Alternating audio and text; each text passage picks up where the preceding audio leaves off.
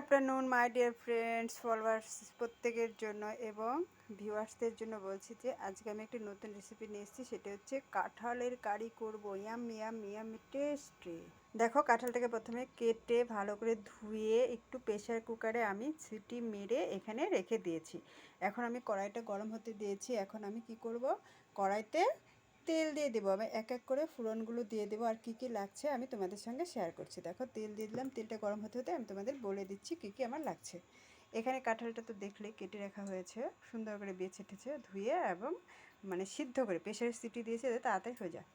এখানে আলু কেটে রেখেছি, তারপর পেঁয়াজ রসুন আছে, এখানে দুটো কাঁচা লঙ্কা আছে, আর এখানে জিরা আদা লঙ্কা রসুন সব পেঁয়াজ সব একসাথে পেস্ট করে রেখেছি। এটা আমি মাংসের মতো করে করব, নিরামিষ নয়। কাঁঠাল চিংড়িও করা যায়, নিরামিষ আমিষ সবভাবে করা যায়, কিন্তু আমি এটাকে নিরামিষ আমিষও দুটো মিক্সডই আছে, যেমন পেঁয়াজ রসুন দিয়ে আমি করছি। Heavy tasty. কী কী লাগছে ফোড়ন হিসেবে, এখানে আমি 2 দানা মৌরি মিশিয়েছি যাতে একটু টেস্ট ফ্লেভারটা ভালো হয়। 2টো শুকনো লঙ্কা আছে, তেজপাতা আছে, জিরা মৌরিতে বললাম, আর এখানে আছে গরম মশলা। ঠিক আছে, আমি তাহলে এখন কি করি, তেলটা গরম হয়ে গেছে। দেখো, আমি একটু প্রথমেই সামান্য একটু, আর লবণ হলুদ তেল তো লাগবে, এটা বলার কোনো অপেক্ষা রাখে না, একটু লবণ দিয়ে দিচ্ছি। তাহলে কী হবে তো, তেলটা ছিটবে না, নাহলে ছিটে মুখে চোখে এসে অনেক সময় অঘটন ঘটতে পারে। দেখো, এবার আমি 2টো তেজপাতা দিয়ে দিচ্ছি। এটা আমাদের গাছের তেজপাতা, এখন শুকনো হয়নি, কাঁচা আছে, অসুবিধে নেই। তারপরে আমি 2টো শুকনো লঙ্কা আমি দিয়ে দিচ্ছি। ভালো করে নেড়ে চেড়ে একটু কালার আসলে তখন আমি জিরা মুড়িটা দিয়ে দেবো, কারণ জিরা মুড়ি আগে দিলে কি হবে, পুড়ে যাবে, তাহলে কি হবে, ফ্লেভারটা নষ্ট হয়ে যাবে। আর তোমরা যদি আমার চ্যানেলটিতে নতুন হয়ে থাকো অবশ্যই সাবস্ক্রাইব করবে, বেল আইকনটা অন করে রাখবে, বন্ধুদের সাথে শেয়ার করবে, লাইক কমেন্টস অবশ্যই করবে। আর যারা আমাকে সাবস্ক্রাইব করছে তাদেরকে অসংখ্য ধন্যবাদ। দেখো, ভাজা ভাজা হয়ে এসছে।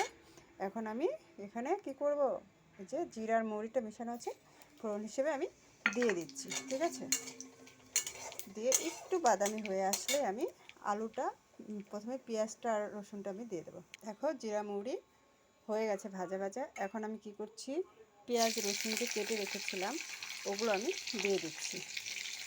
দিয়ে একটু ভালো করে নেড়ে চেড়ে আমি আলু দিয়ে দেবো, তারপর লাস্টে সিদ্ধ করে রাখা আমি কাঁঠাল, কেটে রাখা কাঁঠালগুলো দিয়ে দেবো। ঠিক আছে, আর তোমরা অবশ্যই একবার এইভাবে বানাবে।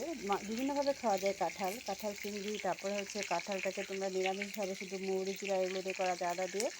আবার আজকে আমি করছি রসুন পেঁয়াজ এগুলো দিয়ে মাংসের মতো, ফ্লেভারটা একটু মাংসের মতো আসবে। ঠিক আছে, সবভাবেই খাওয়া যায়, একরকম খাওয়া কখনোই বেশি দিন ভালো লাগে না, তাই আমি এইভাবে করছি। আর তোমাদের কীরকম লাগে আমার ভিডিওগুলো অবশ্যই লাইক কমেন্টসে আমাকে জানাবে।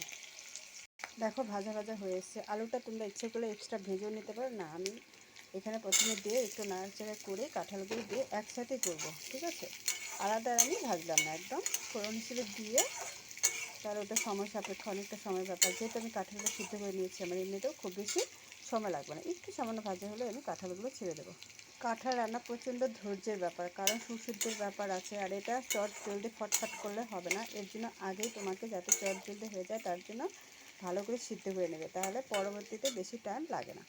এখন দেখো, ভাজা ভাজা হয়ে এসছে। আমি এখন কী করব, হলুদ লবণ একসাথে আমি দেবো। এখন সিদ্ধ করে রাখা কাঁঠালগুলো আমি দিয়ে দিচ্ছি। খুব সুন্দরভাবে আমি এখন নেড়ে চেড়ে নেবো, একটু লবণ আর হলুদ দিয়ে দেবো এখন। তারপরে একটু ভাজা ভাজা হয়ে আসলে পরে আমি কী করবো, মশলাটা মিক্স করব।